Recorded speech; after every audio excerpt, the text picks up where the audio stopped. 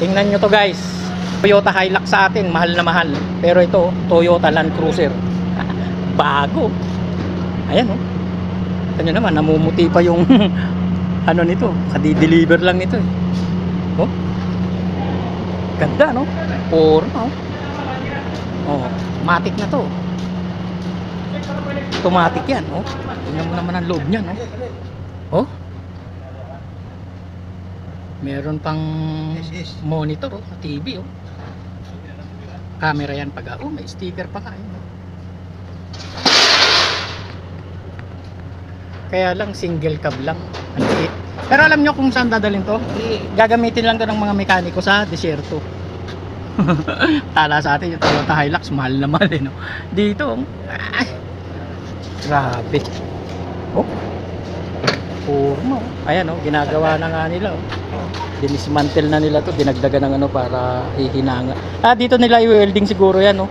Lalagyan ng compressor yan, eh, no? Double tire pala to. Akala ko double tire.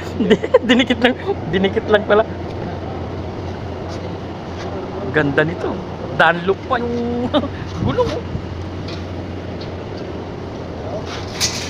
Ada approach mechanic, ha? Approach. Guys. Oh. Mati line. Then, no? Ilan yung ano, share ko lang sa inyo. Bago yun. Grabe. Conductor sticker. Oh. Naglalaro siguro ito. Ayos ano. Modelo na yan ng Toyota Land Cruiser. So ganoon lang. May share ko lang sa inyo mga idol. Oh. Ha? Nakita nyo naman. Mechanic truck lang itong Land Cruiser dito sa Saudi. Oh, ayan, oh, may compressor na siya, nakakabit na. Oh. Yeah. Gagamitin lang ng mga mekaniko to. Lalagyan niya ng grasa, langis. Tapos yan, compressor, toolbox.